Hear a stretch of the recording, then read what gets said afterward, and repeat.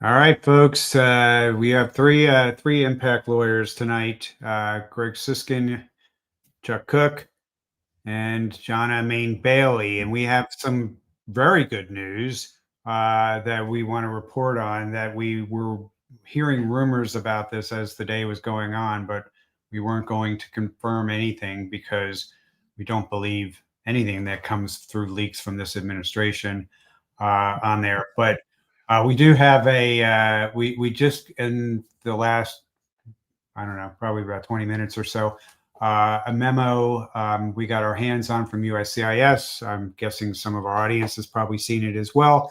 But what this is saying is that this is from USCIS. No, it's not from CBP or Department of State. And so we were having this debate about whether it even covers, and I don't know what just happened to Chuck, but I'll keep going. But it says basically that, hold on, he's back. I don't know what happened there. Sorry about that. That's okay. So it says they will not be applying the proclamation to anyone who is the beneficiary of a petition that was filed prior to 12:01 tonight, which is just about everybody that has been scrambling to find airline tickets in the last 24 hours and trying to get back into the country. So this seemingly should mean that we get pretty smooth entries, hopefully, for people that were coming back. They don't have to be, if they're here tomorrow or they're here Monday, Tuesday, they should all be fine. People should get this document printed out. If they can, it should be somewhere, hopefully, on the USCIS website. If not, we will put a link on, Chuck will put it on his feed, put it on our feed so that people have access to it. But Chuck, do we think, this is, I'm comfortable telling our clients that they don't have to be in at 12:01 tonight. Yeah, let's before we do that, remember, this is from USCIS. I have not seen the memo from Rubio. I've not seen the memo from CBP. So, we're going to find out in about 7 hours, 6 hours. The only thing that makes me comfortable, and I agree that, you can't trust these folks, but this news was originating out of the White House today, not USCIS. So my guess is that the marching orders have gone to the different agencies from the White House about this. Could be wrong, but what we want you guys to do is to don't tell us that you made you had no problems. Well, some of you can tell us that, but I would love to know if you didn't have a problem. Really? Right. We don't need to hear from every single person that you didn't have a problem. We just need to know, we'll hear a little bit, from people. But I'm more interested in people that have problems on there, like whether the message really came through to CBP, whether and then also Monday, Tuesday, when people start to have at the consulates around the world start having appointments, whether they're getting hassled or not, getting H-1B visas over the next couple of days. Chuck, what else are we looking for? Is that it? Well, keep in mind who this proclamation does apply to. It still does apply to some people. Right. And honestly, the way they've written this, the way Edlo wrote this, doesn't make sense when you read the proclamation's actual words. Yeah, it's clearly there's some serious backtracking that's happened here because this is either the world's worst drafting job or intentionally vague and confusing. But as it's written, Greg, it appears to only impact going forward nonprofits, or what we call cap exempt people, right? And you think of a nonprofit, you think of like the YMCA, but universities are the biggest users of cap exempt, and they will have the immediate problems.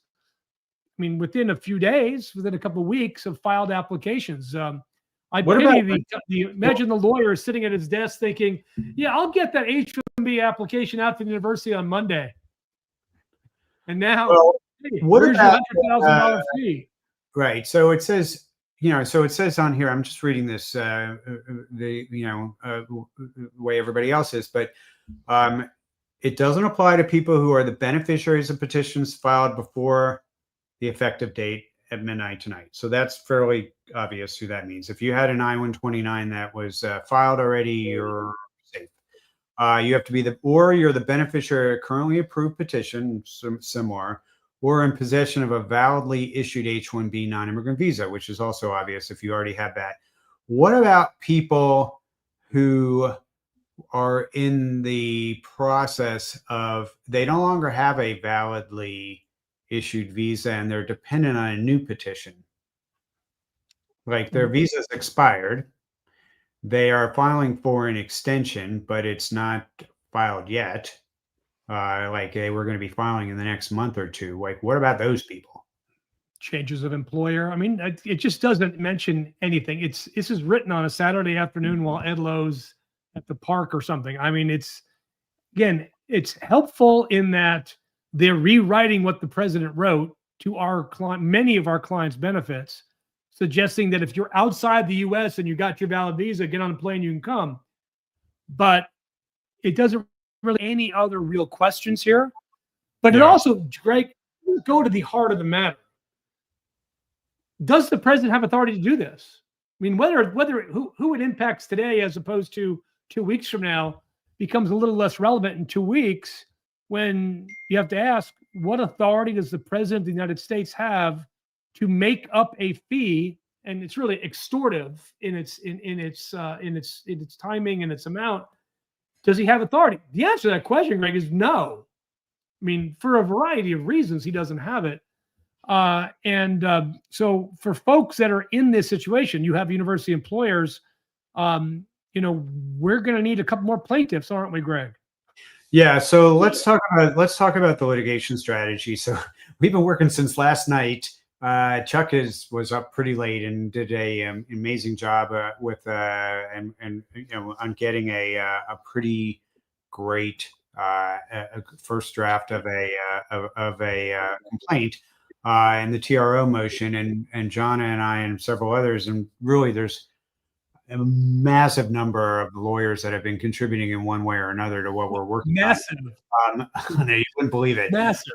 Anyway, we've been trying to identify plaintiffs, but now we had a meeting just before this, and sort of we're changing up our strategy a little bit right now because of this memo. For first off, that a lot of the plaintiffs that we were going to be including are not going to be suffering immediate harm. They may have harm later on, but they're not going to be harmed in the next couple of days, which is what the point of a temporary restraining order is. You have to show that the harm is coming pretty immediately. That is not to say there are not people that are going to be suffering harm really soon as a result of the proclamation. But as Chuck mentioned, the cap exempts are the first that are going to feel the brunt of this proclamation, because they're not on the same cycle that the cap subjects are. So most of the cap subject folks filed in the lottery, and they are not, their H-1Bs are not going to be affected. The ones that were planning on coming in October 1st. Keep in mind, this whole point of this memo and the timing of it was to screw over the past year's lottery winners, because that 10 days doesn't start until what, 12:30 tonight. There's a weird thing with that, right? But it was clearly timed. The intent was definitely to go after this year's lottery winners. They're backtracking. That tells you this is all a lie. If they say that we always meant it this way, they clearly didn't mean it this way, because they timed this whole thing to make sure that the people who had October 1st visas were not coming in. So that's why this is already a win. And this is a win in, I think, in a lot of respects, where litigation's announced and a lot of employers complained and called the White House, and there's sort of a ton of advocacy that's been happening, and the beneficiaries of H-1B visas have been talking to reporters, and it's been great. So there's been this backtracking, but we're going to be focusing now with the temporary restraining order on people that are going to be harmed, that are going to be basically people that are going to be filing their H-1Bs as of tomorrow and the next couple of weeks on there. As far as individual plaintiffs. So that's as far as the plaintiffs that we need. Now our focus is going to be on people that after today are going to be filing their H-1B petitions and now are in this are going to be subject and not able to come in. We're not needing for plaintiffs for right. Well, we might need plaintiffs, but we're not going to be focusing on them for the temporary restraining order. People that are not going to be barred from coming in now. We're going to be working with associations that represent folks that sort of have this bigger picture issue about what's going to be happening over the next several months for H-1Bs. And employers that are filing H-1Bs year round, we still want to have them because they can't plan what they're going to be doing. So we're going to proceed. We are not going to be filing this case today, which is what our original. We were going to file it this evening.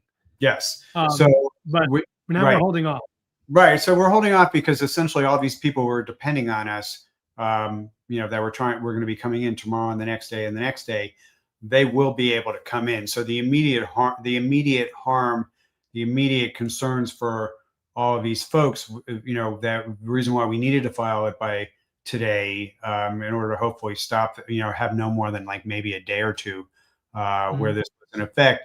That's not going to be as much of a concern, because if you're filing an H-1B tomorrow, for example, which is the first people to be affected by this, your H-1B is going to take a couple of weeks. Getting a consular appointment is going to take a couple of weeks. So we really have a little bit more time, and we don't have to do a massive rush to get this complaint the way we want it, get the right plaintiffs in there and all that. So that's also why we wanted to do this, is give people the update that we are changing up a bit of who the focus is going to be for the temporary restraining order. We are still going to have our complaint covering all of you, because but this immediate relief from the temporary restraining order, you have to show your harm is immediate. And now that a lot of you are not going to be harmed. With that being said, and I'm just looking at Chuck at our text that Aaron was, saying we don't have any guidance, all that. We'll change our policy again if it looks like these other two agencies, CBP and Department of State, are somehow going to go a different path than USCIS. We don't think they will, but if that does happen, that's why we're depending on you guys that are listening on it to let us know if you're getting reports that these other two agencies, the consulates, the Department of State, and the border officers at the ports of entry at the airports, if they're not acting consistently with this memo that I have on the screen, we need to hear that, because that will change our strategy back to what it was before. And we will seek a TRO for all of you, and we will file this faster than we might if in fact that's happening. So that being said, we have some questions. Yeah, there's some actually really good questions here, Greg, that I think we should answer. Tell me which ones you want me to put up first, Chuck. I think the first one, Shan Sid, just whether we're going to litigate this. I mean, this is a good question. There is no doubt in my mind. This is not. There's no doubt in my mind that this memo from EDLO would not have been issued if they had not received information that we were going to sue them. Mm-hmm. There's no doubt about this. This is backtracking at its very, very best. And again, what he says here is not what the proclamation says. It's not. You can read it yourself. It clearly applies to everybody entering the United States after September 21 on 2025. It just does. So now that they're limiting it to basically universities, and Greg and I talked before about the attack on the universities, we're going to really be looking to move forward with this. What I do love, though, is the number of people that have reached out when Greg and I floated this idea. And Greg is really the brainchild of this. I'm not kidding you. There are probably 100 lawyers working on this at this very moment, on this one piece of litigation at this moment. And it's really been remarkable that the American Immigration Lawyers Association has brought this to bear. And there's a number of folks out there at the Immigrant Justice Center and at other organizations that are saying, we want to litigate, we want to be with you. And just understand you have people behind you. If this is you, if you're on an H or you're going to be on an H, you've got people behind you. So yes, we will litigate. All right. So we had a question about where this could be found. I am going to put in the take a screenshot of this. It's just one page. You know, right? It's just. I don't know where this is on the USCIS website. Elisa sent this to us on our Teams channel. So I can't imagine this is on their website yet. I imagine it probably released to certain stakeholders, like Ayla probably got it, I guess. I don't know. Yeah, well, all of you, if you go to that link, I've just uploaded the document, I think. But Greg, do mention the irony of this particular document and Mr. Edlow's signature, because it's just. Yeah, we were joking about that. That it's an e-signature using Adobe Sign, it looks like, on here. And that if your immigration lawyer signs your petitions, or the G-28 rather, the same way, your case will be. Or you sign your forms this way, yeah, it'll be rejected. You're not allowed to do it. He's allowed to do it on there, because apparently nobody else is trustworthy to use the software correctly but him. Except for the government. Hey, put up Horatio Kane's a little question, because it's not a question; it's more of a comment. Yeah, I'll put this. I think it's an important note. Where is he? He's number 3. He's right after Shan, right up top, 614. Okay, yeah, yeah. So how did they get to this number? We know, because Lutnick said. Lutnick has got the biggest mouth in the world, and some of the quotes out of him about this are actually in our complaint, because they're so helpful to us. Basically, they wanted to put a 500,000 on it, but that was too much, because they supposedly work with stakeholders, employers. A little unclear who that is. Did Microsoft really know? I don't know, but 100,000 was okay, and that's how they came to it. There's no impact study. There's nothing that the law requires that was to be done when setting a fee or a fine or donation or whatever this health thing is called was followed. It just literally pulled it out of their butts. That's by the way, Chuck. So it is not addressed in here, but one of the things that is in this tweet that came from Caroline Levitt from the White House said that their plan is only to charge the $100,000 one. So everybody's off the hook that they're not going to be charging it every year, which was what Lutnick was hinting at. He said $300,000. $100,000. You might as well pick $100 million for most, especially the nonprofits and the universities and hospitals. Nobody's going to be paying that kind of money on there. But so what it's not in his memo though, which is interesting. Also, one of the issues that we were focusing on is just how, and the litigation is just how scammy and illegal the whole fund fee part of this is. And somebody, a former USCIS official who's hopefully going to, that we may be using as an expert, was just explaining to us just how hard that would be to implement at the agency to even collect a fee of that kind of magnitude on there. I mean, that's that this is not something you just go to your credit card, which, by the way, everything has to be paid by credit card, I guess now. Yeah, so how are you going to pay this fee? Nobody has a $100,000 limit on their credit cards. But they would all have to be done through wire transfers and everything like that, because nobody's also going to be able to do it just with a plain old check. Yeah, and I want to just think, where did this come from, right? This is the war on H-1Bs. It was in Project 2025. Go back and look.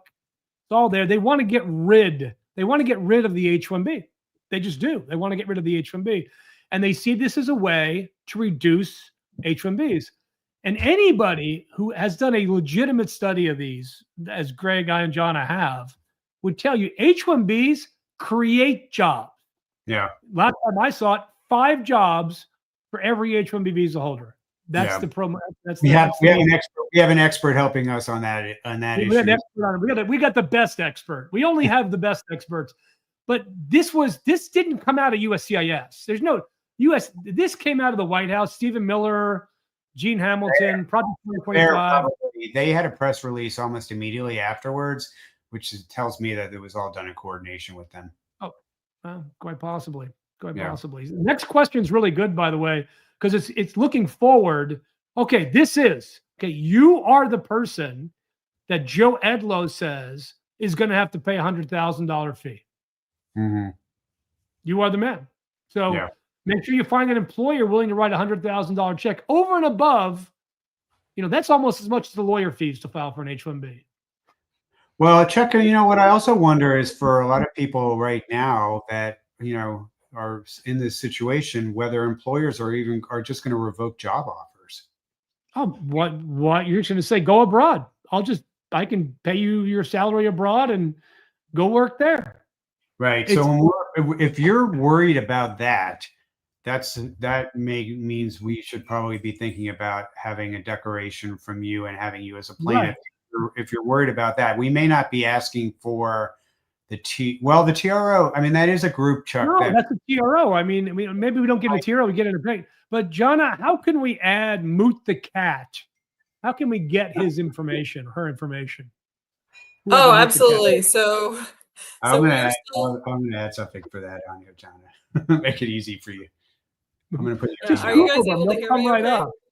We hear you. Yeah, I'm putting Jonna's email address because I was about to say, we were we're going so fast. We don't have time to automate the app, so we're doing it back the old-fashioned way with email. Old-fashioned email. So you can reach out to me. I will share a series of documents to complete. So interested plaintiffs can be hospital systems like the employer company themselves. It can be an association. It can be individuals who are impacted. So we have a wide variety, and we want a wide variety of plaintiffs so that we can include and cast a wide net in our lawsuit. I'm still looking at the questions.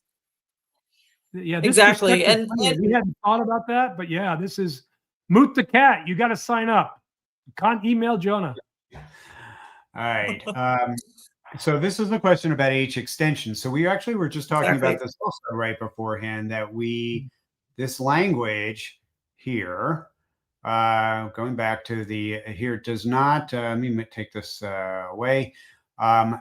So it appears that people applying for extensions right now are not off the hook on their check, because it's a new petition. So it's not, and if you don't have a valid visa right now, if you're applying for an extension and you have a valid visa, which people do, then you're covered here. So you're saying you can't change your employer either.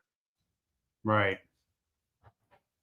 Because it's not the same, it's not the same currently approved petition.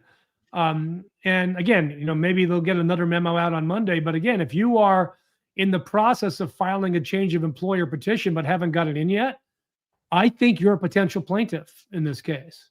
Now, that being said, I think there's an argument to say that when it says this proclamation does not affect beneficiaries who currently hold approved petitions, maybe you don't. But I think that highlights there's a lot of ambiguity here. Like, thank you, USCIS, for issuing a memo, but not a lot of thanks, in the sense that the memo still is leaving, immigration attorneys stumped. So honestly, they need to issue their own FAQ, which they've done, which they may be working on, because this is like 4 sentences. This doesn't clear up half the question. Maybe 80% of the questions probably people are going to have on here. So that is something to watch. We'll have more to say as we get more information. But for Greg, we see this all the time with the USCIS. We didn't used to see it, though. Back when they actually had liaison meetings with the immigration lawyers, they would call us and say, hey, we're going to do this. You have any questions? And we just say, here's 50 things you didn't think about. And they go, oh, yeah. Well, I think they were also keeping this. The White House was keeping this secret from the agencies, from what the intelligence that we've been getting today, which also makes a lot of sense, because what they didn't want were people that were coming back into the country with getting, the news was leaking out that this was coming, and it would have been leaking out if they had told anybody at the agencies. Then their plan, which was to basically shock and awe and and not have anybody coming back in, wouldn't have worked. But the problem with that is that the agencies themselves have no idea. They're figuring it out at the same time we're figuring it out as far as like what they've suddenly been told. So, all right, so let's keep going. We have a question about somebody who's on an F1 visa gets selected in next year's lottery. So that is the issue that Chuck was just talking about, which is that this is just deferring the problem for folks. It's clearing up the immediate problem of people who are out of the country. It's not solving the problem for people that are going to be going through the lottery for the first time in April. Now, there is this thing that this order is only in effect for 12 months, and Chuck has mentioned it times, which is sort of when's the last time the administration didn't extend a travel ban? Yeah, we assume it's gonna stay for a while, but it is for if you haven't, what I would. I'm kind of curious, Greg, why they did that. They must think there's a litigation advantage to only having it effective for a year. They must think somehow that's going to affect the judge to say, well, it's only for a year. I'm sure you'll be fine. But they've never ended a ban before, so I don't expect this. Well, first off, why is there a ban here? I mean, there may be just they hate H-1Bs, which we know is the case with this administration. There is some speculation that it is that this is designed to get more concessions in trade negotiations with the Indian government. And my friend Leon Fresco pointed that out online last night on there. So I don't I mean, I have no idea how to verify that, but it seems like logical with this crew that might be like a negotiating tactic. And that's the case, then they don't really need it to go longer. And they might have been assuring the tech community that this is not a forever thing. And there was a big meeting a couple of days ago where almost all the big tech leaders were down. I don't know if they were at Mar-a-Lago or where they were. And they also did a similar meeting in London with the tech community. And I kind of think they probably must have talked a little bit about this, since it was just going to have such a massive impact on all of those companies within a couple of days. So maybe, Chuck, there's something, to do with that, where they're already messaging. My guess is, if I sort of had to envision, they were, the conversation was like, don't worry, we have this national interest exemption, and we're just going to apply it to your companies on there. Yeah, which goes to Shan Sid's question at 621. Look at Shan. Okay. This actually, it's a great question. This whole national interest exemption, which has consistently been in Trump's travel bans, and consistently been utterly useless, consistently, because nothing is in the national interest if you don't think foreign nationals can contribute to the national interest. So, but I think he thinks they're going to, anybody in tech or anybody at Microsoft will be fine. Now that gets to equal protection at that point. That's clearly a violation of the Constitution. You can't treat one company differently from another company. You just can't. So, the reality is they're not going to exempt tech. They might exempt hospitals. Yeah, I mean, so just for the doctor, and a lot of the doctors that are on know that I do that I do a lot of work with doctors, and Jonna and our firm represent a lot of hospital systems. What happened? So COVID is the closest template to what we have for what we might see with doctors. And in that case, that the COVID travel ban was released in June, and doctors all come in for residency in July. And so there was this whole panic that all of a sudden all the residents and fellows, which is about a quarter of all the doctors in the country that are going into residency programs, are international medical grads, that they were not going to get here. And then what they ended up doing, I mean, then they actually opened up consulates. They changed a lot of the rules for doctors. Doctors generally are first in line when it comes to exemptions. And the reason for that is, fairly obvious. First of all, you're going, there's an overwhelmingly large number of doctors that are working in rural areas. And those hospitals and a lot of places where they're working are at risk of shutting down if a doctor's not there. They lose their accreditation, the emergency room shuts down. I mean, basically the whole hospital could collapse if a couple of doctors are suddenly taken out of the mix. So my guess is that's a very good national interest exemption, but it's not in there. We don't have any guidance or anything like that yet, so you don't take it for granted that it's coming. I think you prepare for an individual exemption, but Chuck, we still don't know how to apply for one. No, well, keep in mind we don't have the definition of NIE from the travel bans. There's nothing. You know, the consular officer decides in his whim. That's literally what we got. I'm putting up also Doug Russo, who's a good immigration lawyer in Nashville. This is where the memo is on the USCIS website. So it's thank you, Doug. It's buried there somewhere, but it's if you take a screenshot of this, you'll see it. And hold on, I will take that off of there. So that's where to look. So thank you, Doug, for that. All right, Chuck, what's the next question you want to take? Well, there's Gotham at 625. Gotham's a good question, because this is when you put that up, you'll see the answer to that question is, if you read Edlow's memo, who doesn't issue visas, by the way, you'd be fine, according to Edlow. Now, if Rubio issues a memo that says what Edlow said, you should be fine. Right. Should be. We don't know the answer to your question yet. That's the answer to your question. So practically speaking, Chuck, if you were in Gotham's situation, what would you say? Travel or no travel? Exactly. Right. Even look, I don't trust these people even after all this stuff is there. Our advice has been since the beginning of this administration, only travel when necessary. And that advice is probably consistent with like 95% of the immigration lawyers that are telling their clients the same thing, because we know these announcements come on a Friday night without any warning. I just knew last night something bad was happening. And then I came back from dinner and holy stink. 626. I think Eju's he actually says something really important here. Are you saying this is applies university research coming? Yes, that's exactly what we're saying. Exactly. Yes. This is who it applies to. And you're probably thinking, why would they want to stop researchers and scientists from coming to the United States? And then you hear yourself go, oh, yeah, they don't want to hear it.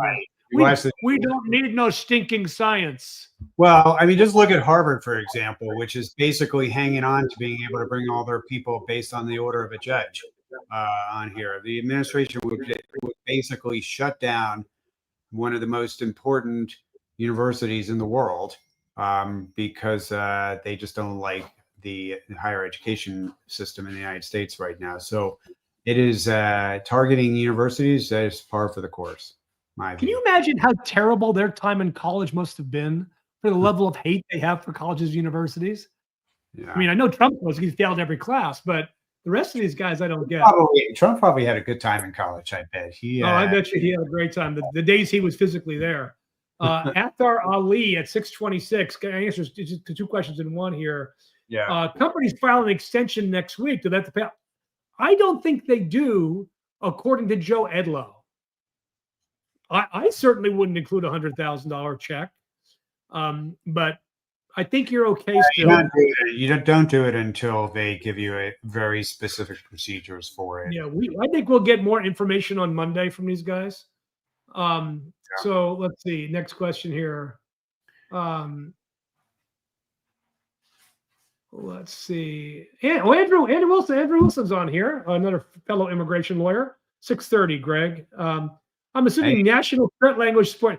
Well, you have to read it. It's really interesting. It is a rehashing of all the negative stuff written for the last 30 years about H-1Bs, mostly from disaffected programmers who don't like the fact that they don't have a job because somebody more qualified came along. Plus, this ban is on everybody in the H-1B category, not just like the programmers. Right. And, so they hate it. They I don't know how, by the way, every year there's 85,000 new H-1Bs. And right now I think there's 650,000 people on H-1Bs in an economy of 175 million jobs. Right. Really? Whose job are they taking exactly? And How many jobs are they supporting? I'm really excited to get our experts' declaration on this because it will refute every one of these rehashed things. Yeah. All right. Which one do you want next? No, the next guy, 630, LinkedIn user, because I think this, maybe he popped in late, and I think a lot of people did, but I think this is the key, Greg. Yeah. Currently on F1 STEM, my employer hospital is currently preparing paper. Oh, you are, we contact John. You're who this we're focusing on with the temporary restraining orders. People that we need you file their H1, their I-129s. The ones that are filing it soon are the ones that we need now as our individual plaintiffs and our employer plaintiffs. Meaning you are subject. So yes, join. And I think, Greg, you can put my email back in the banner. Better yet, go talk to your hospital and see if they're willing to join on behalf of you and all impacted physicians. Tell them to support their doctors and do this. Yeah. Greg, take a look at Andres Gonzalez at 632, because I want to mention something about this. You see him there? Yeah. So that's an opinion, right? But let me tell you, you know how I found out about this, Greg? Because yesterday I was working at my farm. I got a call from CNN International. Said, can you go on at 4:30 with Richard, I forget his name, who does their international broadcasts out of the UK, and talk about the new H-1B fee? And I thought, H-1B fee? That's how I found out. He was laughing about this. He said, this is a joke. How do you Americans just not want anybody to come anymore? Well, first off, we thought it was just going to be this bad policy of requiring $100,000 minimum salary for everybody, which would be terrible for school teachers and for others. We assumed that the media was just, that was getting this news was reporting it wrong. And then we just realized we're the idiots. Yeah. How did we not go we just assumed that it couldn't be anything this ridiculous, and that was our mistake for underestimating the craziness of what we're seeing. All right, Chuck, you got any more that you want? There's a lot of them here, but let's see. I think we kind of, if you came in late, you'll be able to go online. I have this on YouTube. I think Greg's got it on YouTube. It's also on the IMMpact YouTube. And you can watch it there. Somebody said 642 CBP published their memo on Twitter. That literally must have just happened. That's what I'm looking for now. You can find that, Jana, on there and see what CBP said. Sam, if you want to make a comment and put that in, that would be nice. That would be great. That if you can post that link, that would be great. But yeah, a lot of these we've picked up on this already. Look at 645, because this reflects kind of a common problem. For Nathan Katil. Nathan Katil at 645 kind of said something really, I think, relevant. His question is really relevant to a lot of people. Greg, can you pull it up while John is searching for that? Sorry, this one? 645, yes. So he was changing status. He doesn't, to my understanding of the memo, you got to pay a fee. You didn't have an H-1B before. I don't think it covers other fees.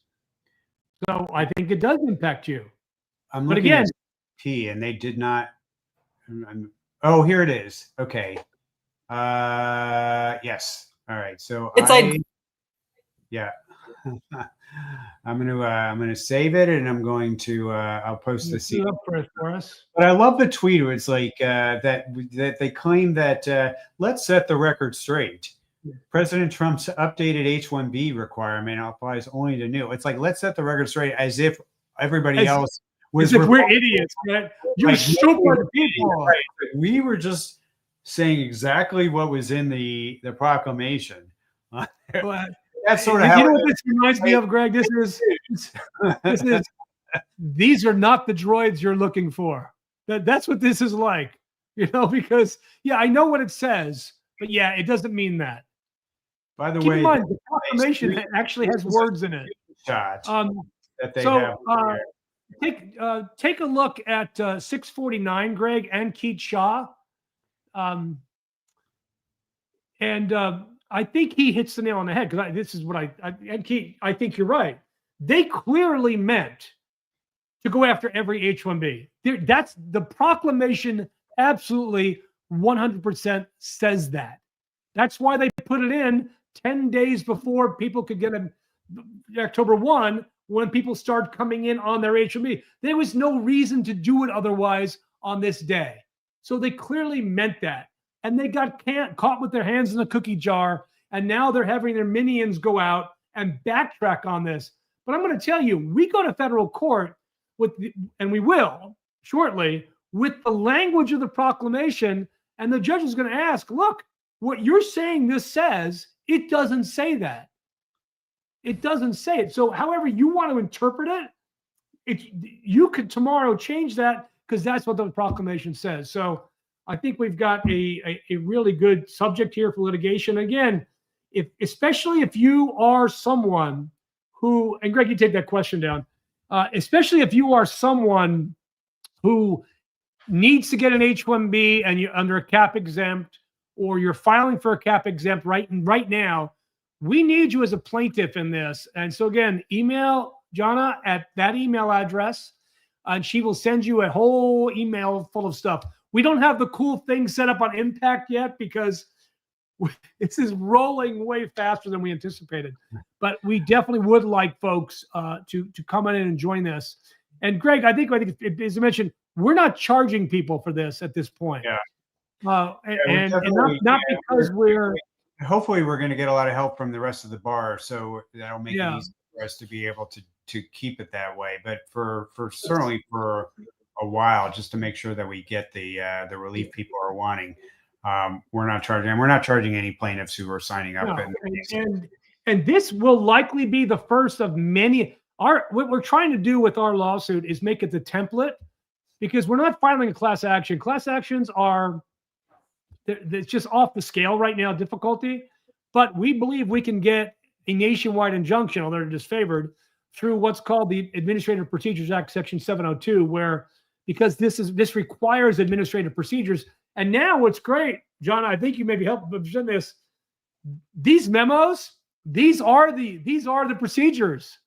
They're rulemaking by memo, rulemaking by tweet. So I think they're playing into our hands on making this something that a good judge can seize onto for us. By the way, this is not exactly the same language as the USCIS memo. The main difference is there's something about the fees here that's not in the other memo. That's Greg, you can share your screen using the share screen feature below, and pick that tab up, because I would love to see it. Yeah, no, it's on the screen now. This is the CBP memo. CBP memo. Yeah, no, I did just find it. Okay.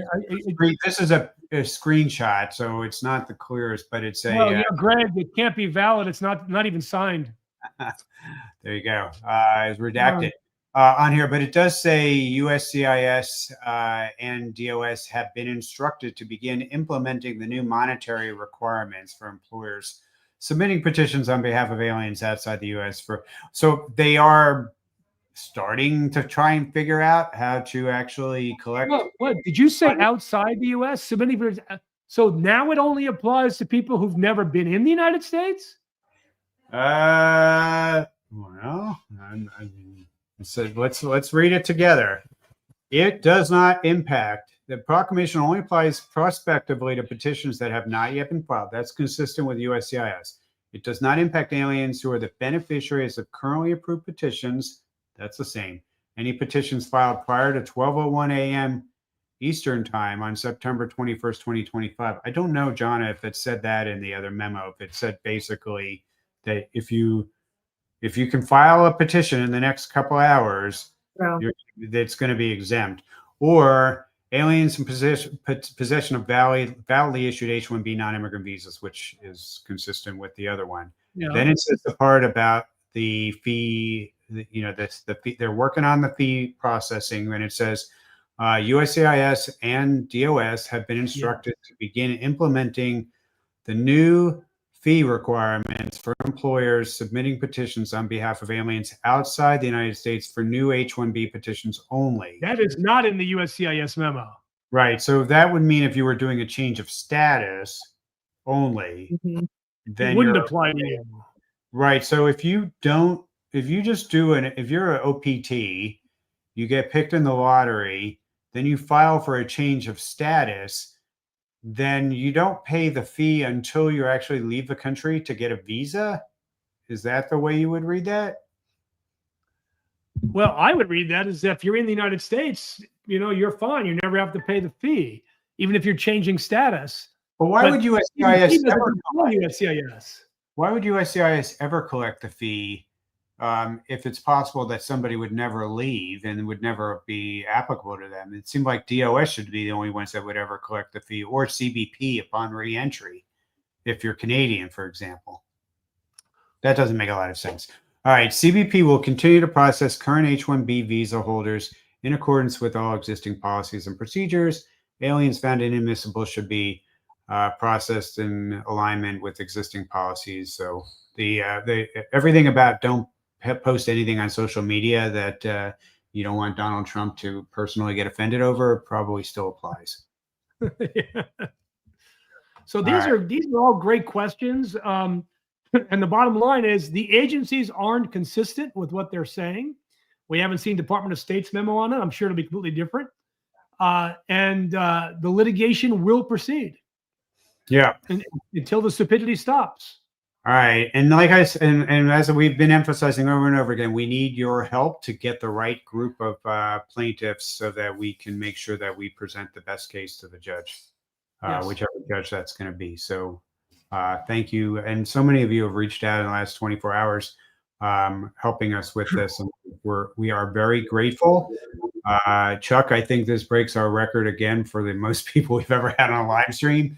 Looks like there's about 5,000 people here. Anyway, everybody, hopefully a lot of people are going to have a better Saturday night than they otherwise were going to have. And we will keep you guys informed about everything that's happening. So thank you. And have a good night.